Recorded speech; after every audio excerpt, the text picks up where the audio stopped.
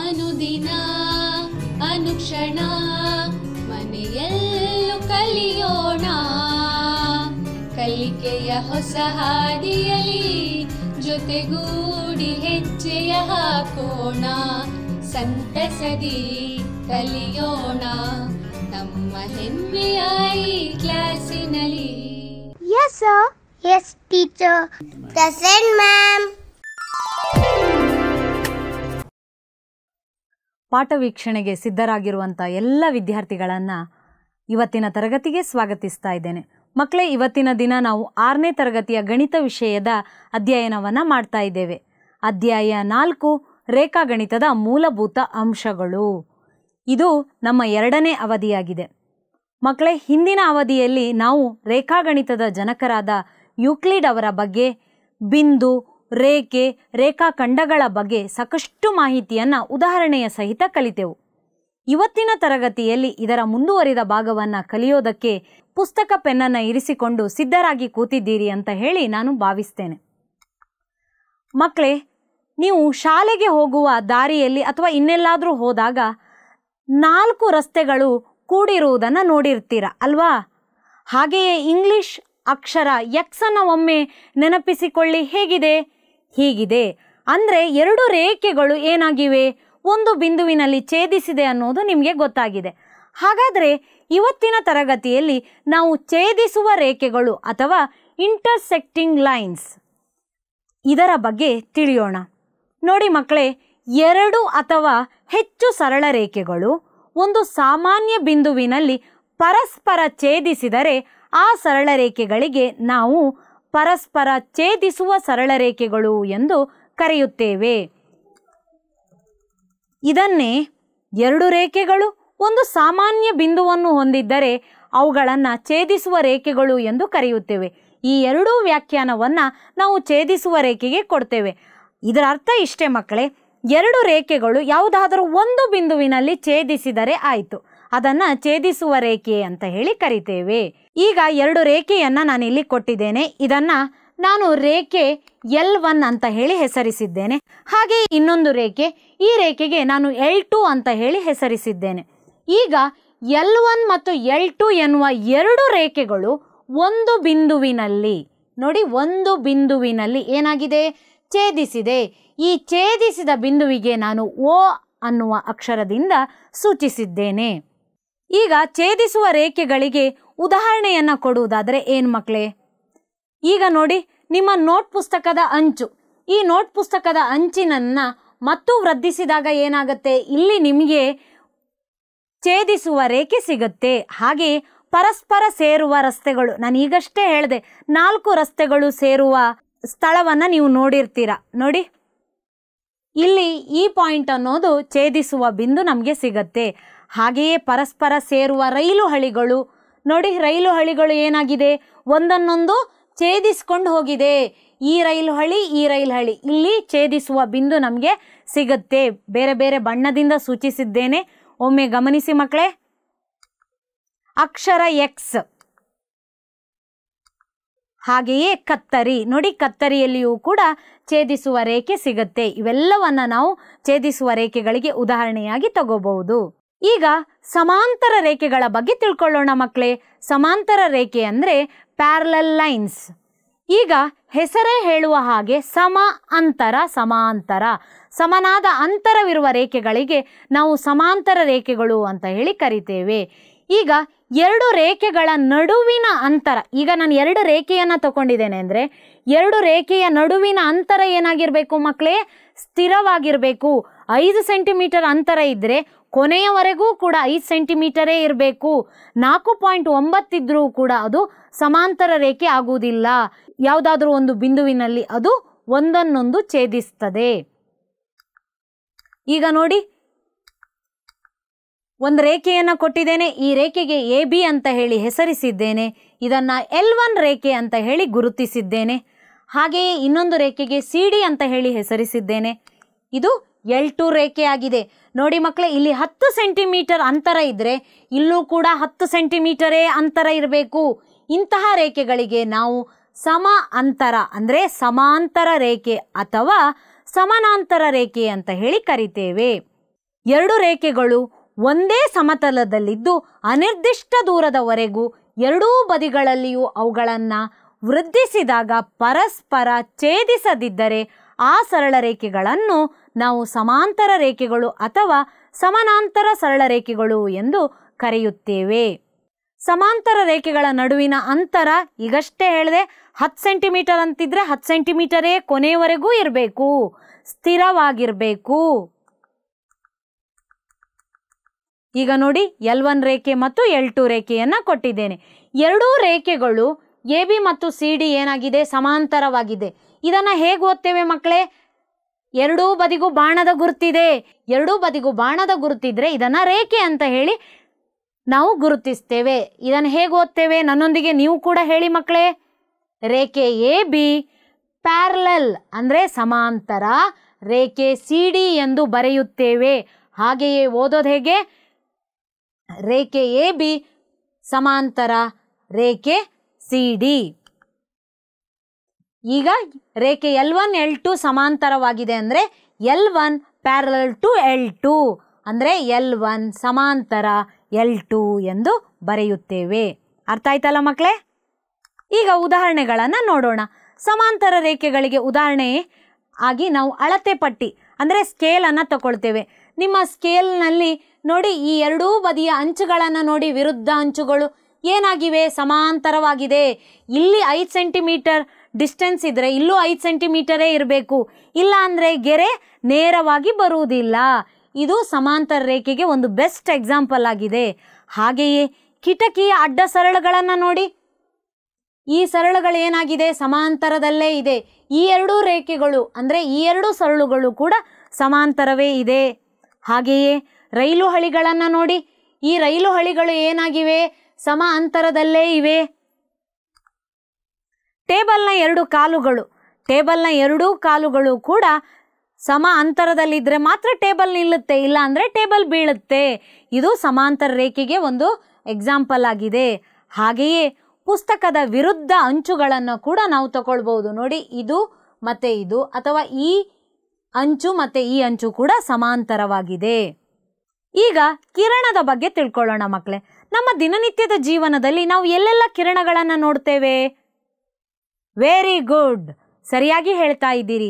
ಸೂರ್ಯನಿಂದ ಬರುವ ಬೆಳಕು ಕಿರಣದ ರೂಪದಲ್ಲಿ ಭೂಮಿಗೆ ಬರುತ್ತೆ ಅನ್ನೋದನ್ನು ನೀವು ವಿಜ್ಞಾನ ತರಗತಿಯಲ್ಲಿ ತಿಳ್ಕೊಂಡಿದ್ದೀರಿ. ಹಾಗಾದರೆ ಕಿರಣಗಳು ಅಂದರೆ ಏನು? ಇಲ್ಲಿ ರೇಖಾಖಂಡ ರೇಖಾಗಣಿತ ಪರಿಭಾಷೆಯಲ್ಲಿ ಕಿರಣ ಅಂದರೆ ಏನು ಅನ್ನೋದನ್ನು ನಾವು ತಿಳ್ಕೊಳ್ಳೋಣ. ನೋಡಿ ಮಕ್ಕಳೇ, ಒಂದು ರೇಖಾಖಂಡವನ್ನು ಆದಿ ಬಿಂದುವಿನಿಂದ ಅನಿರ್ದಿಷ್ಟವಾಗಿ ಒಂದೇ ದಿಕ್ಕಿನಲ್ಲಿ ವೃದ್ಧಿಸಿದಾಗ ದೊರೆಯುವುದೇ ಕಿರಣ. ಈಗ ನೋಡಿ, ಒಂದು ನಿರ್ದಿಷ್ಟವಾದ ಬಿಂದುವಿನಿಂದ ಅಂದರೆ ಕಿರಣಕ್ಕೆ ಆದಿ ಬಿಂದು ಇರುತ್ತೆ, ಯಾವುದಾದ್ರೂ ಒಂದು ಬಿಂದುವಿನಿಂದ ಅದು ಆರಂಭವಾಗುತ್ತೆ, ಆದರೆ ಎಲ್ಲಿಗೆ ಅಂತ್ಯ ಆಗುತ್ತೆ ಅನ್ನೋದು ಗೊತ್ತಿಲ್ಲ. ಅಂದರೆ ನಿರ್ದಿಷ್ಟ ಬಿಂದುವಿನಿಂದ ಅನಂತದವರೆಗೆ ಕ್ರಮಿಸುವ ಬಿಂದುಗಳ ಗಣಕ್ಕೆ ಕಿರಣ ಎಂದು ಕರೆಯುತ್ತಾರೆ. ಈಗ ಈ ಎರಡೂ ವ್ಯಾಖ್ಯಾನವನ್ನು ನಾವು ಕಿರಣಕ್ಕೆ ತಗೊಳ್ಬೋದು ಮಕ್ಕಳೇ.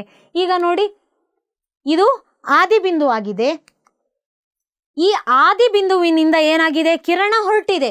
ಈ ಕಿರಣದ ಮೇಲೆ ಇನ್ನೊಂದು ಬಿಂದುವನ್ನು ನಾನು ಗುರುತಿಸಿದ್ದೇನೆ. ಇದು AB ಅನ್ನೋದು ರೇಖಾಖಂಡ ಆಗಿರುತ್ತೆ, ಆದರೆ ಆದಿ ಬಿಂದು A ಆಗಿದೆ. ಇದಕ್ಕೆ ಅಂತ್ಯ ಅನ್ನೋದು ಇಲ್ಲ, ಯಾಕಂದರೆ ಇಲ್ಲಿ ಬಾಣದ ಗುರುತು ಇದೆ. ಬಾಣದ ಗುರುತು ಕಿರಣವು ಅನಿರ್ದಿಷ್ಟ ದೂರದವರೆಗೆ ಚಲಿಸ್ತದೆ ಅನ್ನೋದನ್ನು ಹೇಳುತ್ತೆ. ಅರ್ಥ ಆಗ್ತಾ ಇದೆ ಅಲ್ವಾ?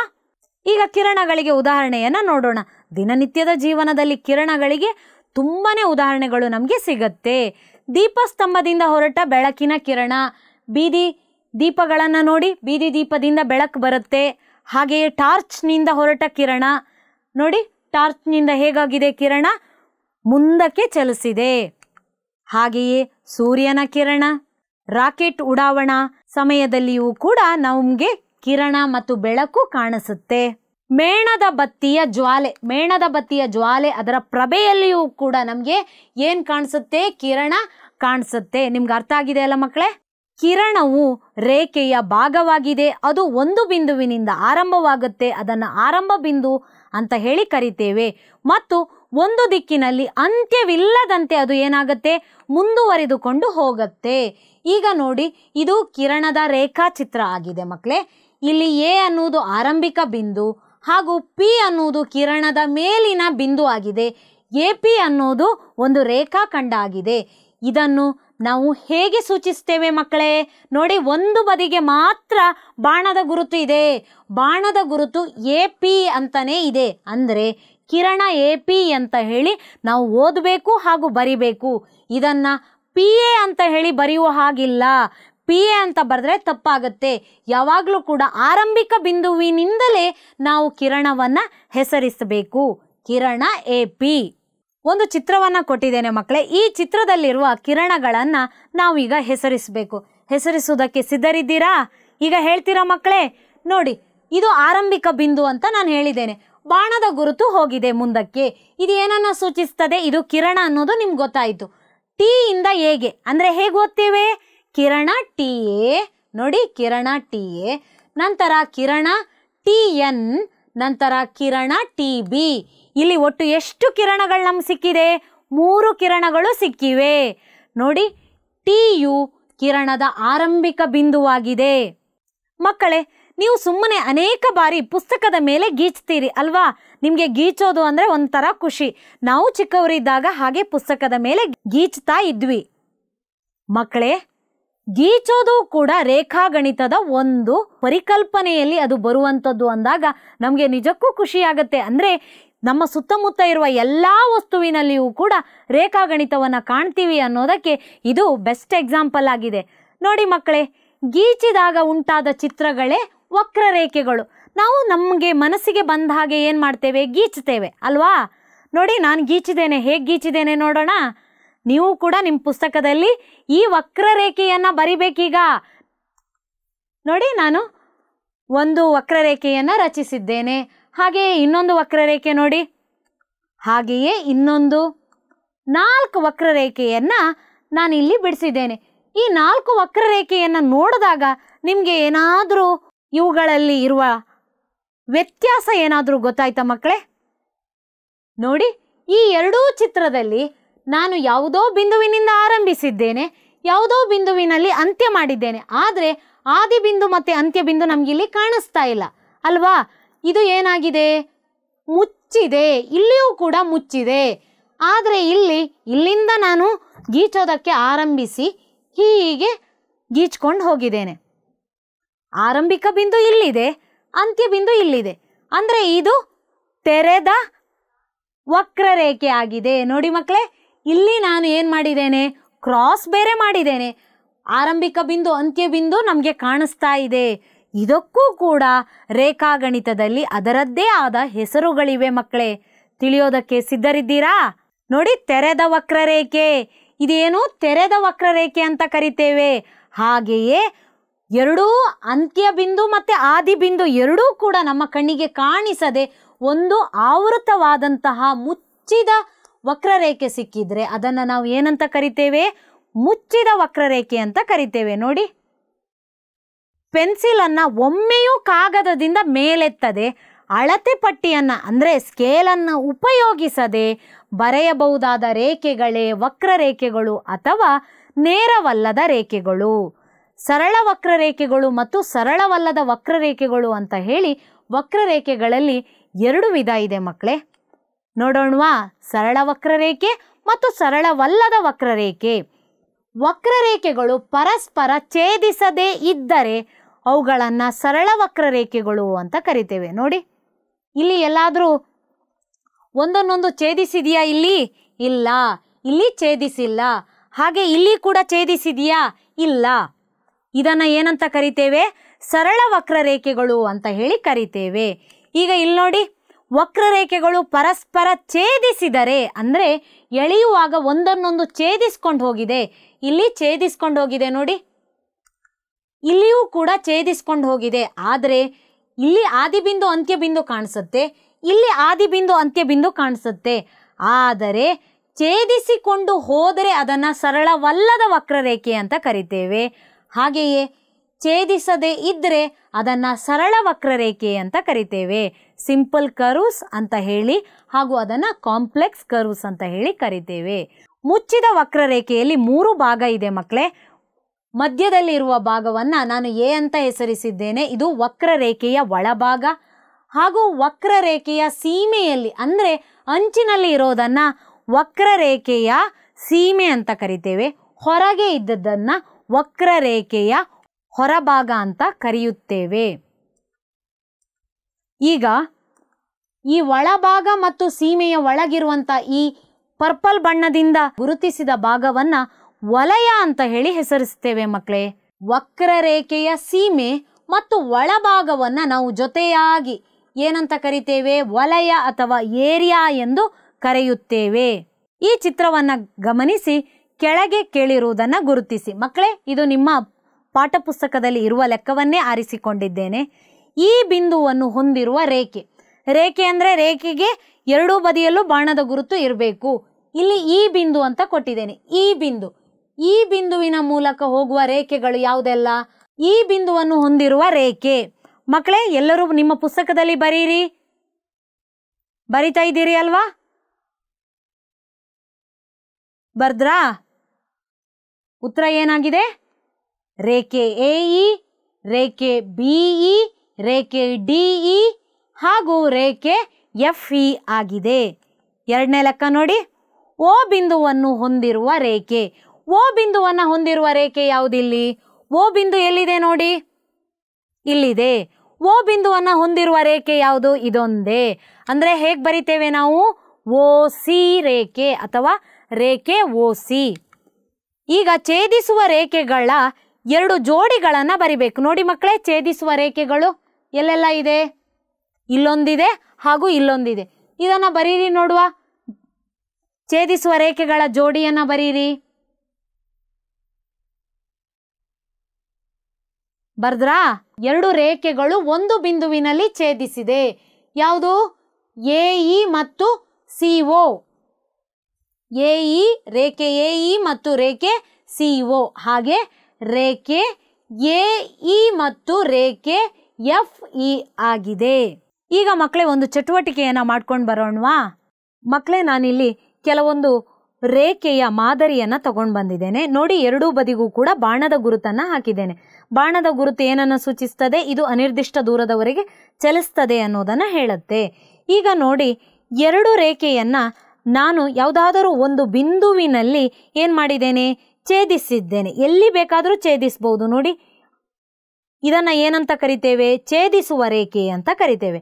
ಅದೇ 2 ರೇಖೆಯನ್ನ ಸಮಾನ ಅಂತರದಲ್ಲಿ ಇರಿಸಿದಾಗ ಏನಾಗುತ್ತೆ? ಈ 2 ರೇಖೆಗಳು ಕೂಡ ಸಮಾಂತರ ರೇಖೆ ಆಗುತ್ತೆ.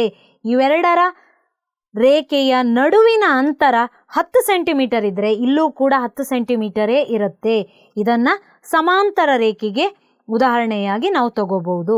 ಮಕ್ಕಳೇ, ಒಂದು ಬಿಂದುವಿನ ಮೂಲಕ ನಾವು ಎಷ್ಟು ರೇಖೆಯನ್ನ ಎಳಿಬಹುದು?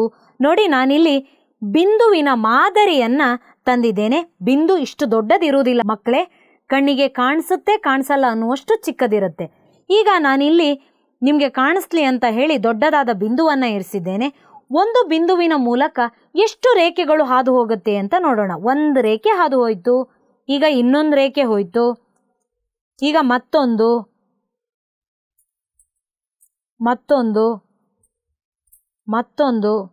ಹೀಗೆ ಎಷ್ಟು ರೇಖೆಯನ್ನು ಕೂಡ ನಾವಿಲ್ಲಿ ಇಡ್ತಾ ಹೋಗ್ಬೋದು. ಅಂದ್ರೆ ಅಸಂಖ್ಯಾತ ರೇಖೆಗಳು ಒಂದು ಬಿಂದುವಿನ ಮೂಲಕ ಹಾದು ಹೋಗುತ್ತೆ ಅನ್ನೋದು ನಮಗೆ ಗೊತ್ತಾಯಿತು.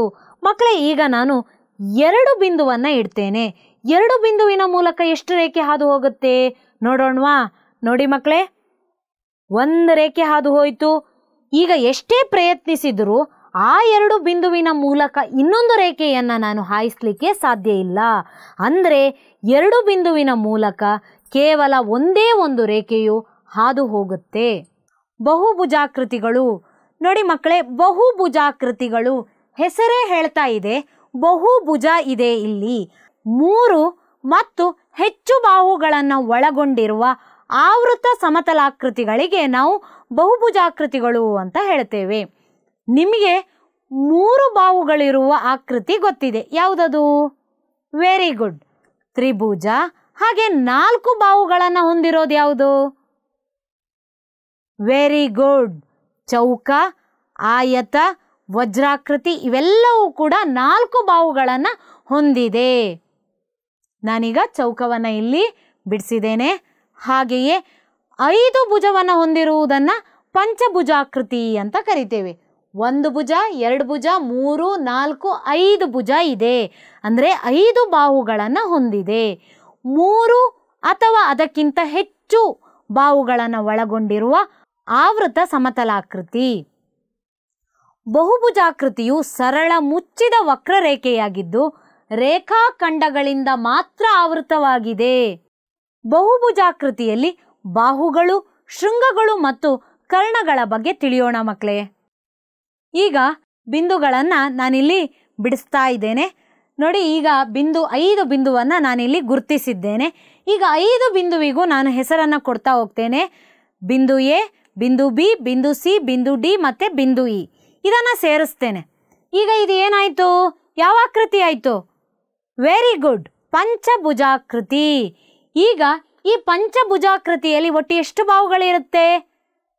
5 ಬಾಹುಗಳಿರುತ್ತೆ. ಯಾವ್ಯಾವುದು ಹೇಳ್ತೀರಾ? Very good. A B, B C, C D ಹಾಗೂ ಡಿ ಇ, ಇ ಎ ಬಾಹುಗಳಿವೆ. ಒಟ್ಟು ಎಷ್ಟು ಬಾಹುಗಳಿವೆ ಇಲ್ಲಿ? 5 ಬಾಹುಗಳಿವೆ. ಅಂದರೆ ಬಹುಭುಜಾಕೃತಿಯನ್ನು ಉಂಟು ಮಾಡುವ ರೇಖಾಖಂಡಗಳನ್ನು ನಾವು ಏನಂತ ಕರಿತೇವೆ? ಬಾಹುಗಳು ಅಂತ ಕರಿತೇವೆ. ಇಲ್ಲಿ ಇದನ್ನು ಬಾಹುಗಳು ಅಂತ ಹೇಳಿ ಕರಿತೇವೆ. ಈಗ ಇಡಿ ಮತ್ತು ಡಿ ಸಿ, ಇಡಿ ಮತ್ತು ಡಿ ಸಿಯು ಡಿ ಬಿಂದುವಿನಲ್ಲಿ ಏನಾಗಿದೆ? ಸಂಧಿಸುತ್ತದೆ. ಈಗ ಡಿ ಬಿಂದುವಿನಲ್ಲಿ ಅದು ಸಂಧಿಸ್ತದೆ ಅಂದರೆ ಅದರ ಅರ್ಥ ಏನು? ಈಗ ಇಡಿ ಮತ್ತು ಡಿ ಸಿ ಅನ್ನುವುದು ಡಿ ಬಿಂದುವಿನಲ್ಲಿ ಸಂಧಿಸ್ತದೆ ಅಂದರೆ ಸಂಧಿಸುವ ಬಿಂದುವನ್ನು ನಾವು ಶೃಂಗಬಿಂದು ಅಂತ ಕರಿತೇವೆ. ಏನಂತ ಕರಿತೇವೆ? ಶೃಂಗಬಿಂದು. ಹಾಗಾದರೆ ಈ ಪಂಚಭುಜಾಕೃತಿಯಲ್ಲಿ ಒಟ್ಟು ಎಷ್ಟು ಶೃಂಗಗಳಿವೆ ನೋಡಿ. ಇ ಬಿ ಮತ್ತು ಬಿ ಸಿಯು ಸಂಧಿಸುವ ಬಿಂದು ಬಿ, ಇದು ಶೃಂಗಬಿಂದು. ಹಾಗಾದರೆ ಒಟ್ಟು ಎಷ್ಟು ಶೃಂಗಬಿಂದು ಇದೆ ಲೆಕ್ಕ ಮಾಡಿ. 1, 2, 3, 4, 5 ಶೃಂಗಬಿಂದು ಇದೆ. A B C D E ಶೃಂಗಬಿಂದು ಇದೆ. ಅದರ ಅರ್ಥ ಒಂದು ಜೊತೆ ಬಾಹುಗಳು ಸಂಧಿಸುವ ಬಿಂದುಗಳನ್ನು ನಾವು ಶೃಂಗಬಿಂದು ಎಂದು ಕರೆಯುತ್ತೇವೆ. ಈಗ ಪಾರ್ಶ್ವಬಾಹುಗಳ ಬಗ್ಗೆ ತಿಳ್ಕೊಳ್ಳೋಣ ಮಕ್ಕಳೇ. ಯಾವುದೇ 2 ಬಾಹುಗಳು ಸಾಮಾನ್ಯ ಅಂತ್ಯ ಬಿಂದುವನ್ನು ಹೊಂದಿದ್ದರೆ ಅವುಗಳನ್ನು ಬಹುಭುಜಾಕೃತಿಯ ಪಾರ್ಶ್ವಬಾಹುಗಳು ಎಂದು ಕರೆಯುವರು. ಹೇಗೆ ಅಂತ ನೋಡೋಣವಾ? ನೋಡಿ, ನಾನಿಲ್ಲಿ ಪುನಃ ಪಂಚಭುಜಾಕೃತಿಯನ್ನೇ ಬಿಡಿಸ್ಕೊಂಡಿದ್ದೇನೆ. ನೋಡಿ, ಹೆಸರಿಸ್ತಾ ಇದ್ದೇನೆ. ಈಗ ಈ ಪಂಚಭುಜಾಕೃತಿಯಲ್ಲಿ ಯಾವುದೇ 2 ಬಾಹುಗಳು, ನಾನಿಲ್ಲಿ ಎ ಬಿ ಮತ್ತು ಬಿ ಸಿ ಬಾಹುವನ್ನು ತಗೊಂಡಿದ್ದೇನೆ. ಸಾಮಾನ್ಯ ಅಂತ್ಯ ಬಿಂದುವನ್ನು ಹೊಂದಿದ್ದು ಅವುಗಳನ್ನು, ಅಂದರೆ ಇಲ್ಲಿ ಸಾಮಾನ್ಯ ಅಂತ್ಯ ಬಿಂದು ಯಾವುದು? ಎ ಬಿ ಬಿ ಹಾಗೆ ಸಿ ಬಿ ಬಿ. ಇಲ್ಲಿ ಸಾಮಾನ್ಯ ಅಂತ್ಯ ಬಿಂದು ಬಿ ಆಗಿದೆ. ಎ ಬಿ ಮತ್ತು ಬಿ ಸಿ ಅನ್ನ ಏನಂತ ಕರಿತೇವೆ? ಪಾರ್ಶ್ವಬಾಹುಗಳು, ಅಕ್ಕಪಕ್ಕ ಇರುವ ಬಾಹುಗಳು. ಈ ಪಂಚಭುಜಾಕೃತಿ ಅಕ್ಕಪಕ್ಕ ಇದೆರಡು ಬಾಹುಗಳಿದೆ. ಆದುದರಿಂದ ಇವೆರಡನ್ನ ಏನಂತ ಕರಿತೇವೆ? ಪಾರ್ಶ್ವಬಾಹುಗಳು ಅಂತ ಕರಿತೇವೆ. ಹಾಗೆ ಇ ಎ ಮತ್ತು ಎ ಬಿ ಅನ್ನೋದು ಕೂಡ ಪಾರ್ಶ್ವಬಾಹುಗಳು. ಇವೆರಡು ಪಾರ್ಶ್ವಬಾಹುಗಳು. ಪರೀಕ್ಷಿಸೋಣವಾ? ಈಗ ಇವೆರಡು ಏನಾಗಿದೆ? ಪಾರ್ಶ್ವ ಬಾಹುಗಳಾಗಿವೆ. ಈ ಪಾರ್ಶ್ವಬಾಹುಗಳು ಅಂದಾಗ ಏನು? ಸಾಮಾನ್ಯ ಅಂತ್ಯಬಿಂದು ಬಿ ಆಗಿದೆ. ಎ ಬಿ ಮತ್ತು ಬಿ ಸಿ ಅನ್ನ ಏನಂತ ಕರಿತೇವೆ? ಪಾರ್ಶ್ವಬಾಹುಗಳೆಂದು ಕರೆಯುತ್ತೇವೆ. ಹಾಗಾದ್ರೆ ಇ ಮತ್ತು ಡಿಗಳು ಪಾರ್ಶ್ವ ಶೃಂಗವಾಗಿದೆ. ಈಗ ಉಳಿದಿರುವ ಪಾರ್ಶ್ವಬಾಹುಗಳನ್ನ ನೀವು ಬರಿತೀರಾ ಮಕ್ಕಳೇ? ಬರೀರಿ ನೋಡುವ. ಎ ಇ ಮತ್ತೆ ಇ ಡಿ, ಹಾಗೆ ಇ ಡಿ ಮತ್ತು ಡಿ ಸಿ ಮತ್ತು ಸಿ ಬಿ, ಹಾಗೂ ಇ ಎ ಮತ್ತು ಎ ಬಿ ಅನ್ನೋದು ಒಂದಕ್ಕೊಂದು ಪಾರ್ಶ್ವ ಆಗಿದೆ. ಅಂದರೆ ಅವುಗಳಲ್ಲಿ ಅಂತ್ಯಬಿಂದು ಯಾವುದಾದರೂ ಒಂದು ಸಾಮಾನ್ಯವಾಗಿರುತ್ತೆ. ಪಾರ್ಶ್ವವಲ್ಲದ ಜೋಡಿ ಶೃಂಗಗಳನ್ನು ಪರಿಗಣಿಸಿ ಆ ಶೃಂಗಗಳನ್ನು ಜೋಡಿಸುವ ರೇಖಾಖಂಡವನ್ನು ನಾವು ಬಹುಭುಜಾಕೃತಿಯ ಕರ್ಣ ಎಂದು ಕರೆಯುತ್ತೇವೆ. ಹೇಗೆ? ಪಾರ್ಶ್ವವಲ್ಲದ ಜೋಡಿ ಶೃಂಗಗಳನ್ನು ನಾವಿಲ್ಲಿ ಪರಿಗಣಿಸಬೇಕು. ನೋಡಿ, ಇಲ್ಲಿ ಇವೆರಡೂ ಕೂಡ ಪಾರ್ಶ್ವಬಾಹು ಆಗಿದೆ. ಯಾವುದು? ಎ ಬಿ ಮತ್ತು ಬಿ ಸಿ ಪಾರ್ಶ್ವಬಾಹು ಆಗಿದೆ. ಎ ಮತ್ತು ಸಿ ಇದಕ್ಕೆ ಪಾರ್ಶ್ವ ಶೃಂಗ ಆಗಿದೆ. ಬಿಗೆ ಪಾರ್ಶ್ವ ಶೃಂಗ ಅಲ್ಲದ್ದು ಯಾವುದು? ಇ ಮತ್ತೆ ಡಿ. ಆಗ ನಾವು ಬಿ ಇಂದ ಪಾರ್ಶ್ವ ಶೃಂಗವಲ್ಲದಕ್ಕೆ ಏನನ್ನ ಎಳಿಬೇಕು? ಗೆರೆಯನ್ನ ಎಳಿಬೇಕು. ಅಂದ್ರೆ ರೇಖಾಖಂಡವನ್ನ ಎಳಿಬೇಕು. ಎಳೆಯೋಣವಾ? ಬಿ ಇಂದ ಡಿಗೆ 1, ಹಾಗೆ ಇ ಇಂದ ಬಿಗೆ 2 ಕರ್ಣವನ್ನ ನಾವಿಲ್ಲಿ ಎಳೆದ್ವಿ. ಅಂದ್ರೆ ರೇಖಾಖಂಡವನ್ನ ಎಳೆದ್ವಿ. ಈಗ ಸಿ ಅನ್ನ ತಗೋತೇನೆ. ಸಿಯ ಪಾರ್ಶ್ವ ಶೃಂಗ ಬಿ ಮತ್ತೆ ಡಿ ಆಗಿದೆ. 2 ರೇಖಾಖಂಡವನ್ನ ಎಳಿಬಹುದು. ನೋಡಿ, ಇ ಇಂದ ಸಿಗೆ ಎಳೆದೆ, ಹಾಗೆ ಎ ಇಂದ ಸಿಗೆ ಎಳೆದೆ. ಒಟ್ಟು ಎಷ್ಟಾಯ್ತು? 4 ಆಯ್ತು. ಈಗ ನಾನು ಎ ಅನ್ನ ತಗೋತೇನೆ. ಎಗೆ ಪಾರ್ಶ್ವ ಶೃಂಗ ಯಾವುದು? ಇ ಮತ್ತೆ ಬಿ. ಎ ಇಂದ ಸಿಗೆ ನಾನು ಆಲ್ರೆಡಿ ಎಳೆದಾಗಿದೆ. ಈಗ ಎ ಇಂದ ಡಿಗೆ ನಾನು ಕರ್ಣವನ್ನ ಎಳಿತೇನೆ. ನೋಡಿ, ಹಾಗಾದ್ರೆ ಒಟ್ಟು ಎಷ್ಟು ಕರ್ಣಗಳು ಪಂಚಭುಜಾಕೃತಿಯಲ್ಲಿ ನಾವು ಎಳಿಬಹುದು? 5 ಕರ್ಣವನ್ನ ಎಳಿಬಹುದು. ಲೆಕ್ಕ ಮಾಡಿ. 1, 2, 3, 4 ಮತ್ತೆ 5. ಒಟ್ಟು ಎಷ್ಟು? 5 ಕರ್ಣಗಳನ್ನ ಎಳಿಬಹುದು. ಈಗ ನೋಡಿ, A C, A D, B D, B E ಮತ್ತು ಸಿ ಇಗಳು ಕರ್ಣಗಳಾಗಿವೆ. ನೋಡಿ, ಇದನ್ನ ಹೀಗೆ ಬರಿತೇವೆ. ಮೇಲ್ಗಡೆ ರೇಖಾಖಂಡವನ್ನ ಬರೆದು A C, A D, B D, B E ಮತ್ತು ಸಿ ಇಗಳು ಕರ್ಣಗಳಾಗಿವೆ. ಈಗ ಒಂದು ಚಟುವಟಿಕೆ ಮಾಡ್ಕೊಂಡು ಬರೋಣ ಮಕ್ಕಳೇ. 3 ಅಥವಾ 3ಕ್ಕಿಂತ ಹೆಚ್ಚು ಬಾಹುಗಳನ್ನು ಹೊಂದಿರುವ ಆವೃತ್ತ ಸಮತಲಾಕೃತಿಗಳಿಗೆ ಬಹುಭುಜಾಕೃತಿಗಳು ಅಂತ ಹೇಳ್ತೇವೆ. 3 ಬಾಹು ನಿಮಗೆ ಗೊತ್ತಿದೆ. ತ್ರಿಭುಜದಲ್ಲಿ ಒಟ್ಟು ಎಷ್ಟು ಬಾಹುಗಳಿವೆ ಮಕ್ಕಳೇ? 3 ಬಾಹುಗಳಿವೆ. ಹಾಗೆ 3 ಶೃಂಗಗಳು ಇವೆ. ಈಗ ತ್ರಿಭುಜದ ನಂತರ ನಾನು ಚೌಕವನ್ನು ತಗೊಳ್ತೇನೆ. ಚೌಕದಲ್ಲಿ ಲೆಕ್ಕ ಮಾಡಿ ಎಷ್ಟು ಬಾಹು ಇದೆ? ಚೌಕದಲ್ಲಿ 4 ಬಾಹು ಇದೆ ಹಾಗೂ 4 ಶೃಂಗವಿದೆ. ನಂತರ ಪಂಚಭುಜಾಕೃತಿಯನ್ನು ತಗೊಳ್ತೇನೆ. ಪಂಚಭುಜಾಕೃತಿಯಲ್ಲಿ 1, 2, 3, 4, 5 ಬಾಹುಗಳು ಹಾಗೂ 5 ಶೃಂಗವನ್ನು ಇದು ಹೊಂದಿದೆ. ನೋಡಿ, ನಂತರ ಷಡ್ಭುಜಾಕೃತಿಯನ್ನು ತಗೊಳ್ತೇನೆ. 6 ಬಾಹುಗಳು ಮತ್ತು 6 ಶೃಂಗವನ್ನು ಹೊಂದಿದೆ. ಸಪ್ತಭುಜಾಕೃತಿಯಲ್ಲಿ 7 ಬಾಹುಗಳು ಮತ್ತು 7 ಶೃಂಗವನ್ನು ಹೊಂದಿದೆ. ಅದೇ ರೀತಿ ಅಷ್ಟಭುಜಾಕೃತಿಯಲ್ಲಿ 8 ಬಾಹುಗಳು ಮತ್ತು 8 ಶೃಂಗ ಬಿಂದುವನ್ನು ಅದು ಹೊಂದಿದೆ. ನೋಡಿ, 1, 2, 3 ಒಟ್ಟು 8 ಹಾಗೂ ಶೃಂಗ ಬಿಂದುಗಳು ಕೂಡ 8 ಇದೆ ಮಕ್ಕಳೇ. ನವಭುಜಾಕೃತಿಯಲ್ಲಿ 9 ಬಾಹುಗಳು ಮತ್ತು 9 ಶೃಂಗ ಬಿಂದು. ಹಾಗೆಯೇ ದಶಭುಜಾಕೃತಿಯಲ್ಲಿ 10 ಬಾಹುಗಳು ಹಾಗೂ 10 ಶೃಂಗ ಬಿಂದುವನ್ನು ಹೊಂದಿದೆ. ಇದು ಬಹುಭುಜಾಕೃತಿಯ ಬಾಹುಗಳು ಮತ್ತು ಶೃಂಗಗಳ ಬಗ್ಗೆ ನಿಮಗೆ ತಿಳಿಯಿತು ಅಂತ ಭಾವಿಸ್ತೇನೆ. ಮಕ್ಕಳೇ, ಗೃಹಪಾಠವನ್ನು ತಗೊಳ್ಳಿ. ಛೇದಿಸುವ ರೇಖೆಗಳು ಮತ್ತು ಸಮಾಂತರ ರೇಖೆಗಳಿಗೆ 2 ಉದಾಹರಣೆಗಳನ್ನು ಕೊಡಿ. ಷಡ್ಭುಜಾಕೃತಿಯನ್ನ ರಚಿಸಿ ಅದರಲ್ಲಿ ಎಲ್ಲಾ ಬಾಹುಗಳು, ಪಾರ್ಶ್ವಬಾಹುಗಳು, ಶೃಂಗಗಳು ಮತ್ತು ಕರ್ಣಗಳನ್ನು ಹೆಸರಿಸಿ. ಮಕ್ಕಳೇ, ಈ ಅವಧಿಯಲ್ಲಿ ನಾವು ಕಲಿತಿರುವ ಕಲಿಕಾಂಶಗಳು ಯಾವುದು? ಇವತ್ತಿನ ಅವಧಿಯಲ್ಲಿ ನಾವು ಛೇದಿಸುವ ರೇಖೆ ಅಂದರೆ ಏನು, ಸಮಾಂತರ ರೇಖೆಗಳಿಗೆ ಉದಾಹರಣೆ ಹಾಗೂ ಸಮಾಂತರ ರೇಖೆಗಳು ಅಂದರೆ ಏನು, ಮತ್ತೆ ಕಿರಣಗಳು, ವಕ್ರರೇಖೆಗಳು ಹಾಗೂ ಬಹುಭುಜಾಕೃತಿಯ ಬಗ್ಗೆ ತಿಳಿದುಕೊಂಡೆವು. ಇವತ್ತಿನ ತರಗತಿ ನಿಮ್ಮೆಲ್ಲರಿಗೂ ಅರ್ಥವಾಗಿದೆ ಮತ್ತು ಎಲ್ಲರಿಗೂ ಕೂಡ ಇಷ್ಟವಾಗಿದೆ ಅಂತ ಹೇಳಿ ನಾನು ಭಾವಿಸ್ತೇನೆ. ನಾನು Shrimati Shaina S Shetty, GMPS Marenahalli, JP Nagar, Bengaluru ದಕ್ಷಿಣ ವಲಯ 1ರಲ್ಲಿ TGT ಶಿಕ್ಷಕಿಯಾಗಿ ಸೇವೆಯನ್ನು ಸಲ್ಲಿಸುತ್ತಿದ್ದೇನೆ. ಇನ್ನಷ್ಟು ರೇಖಾಗಣಿತದ ಪರಿಕಲ್ಪನೆಯೊಂದಿಗೆ ಮುಂದಿನ ತರಗತಿಯಲ್ಲಿ ನಾನು ನಿಮ್ಮನ್ನು ಭೇಟಿಯಾಗುತ್ತೇನೆ. ಅಲ್ಲಿಯವರೆಗೆ ಎಲ್ಲರಿಗೂ ಧನ್ಯವಾದಗಳು.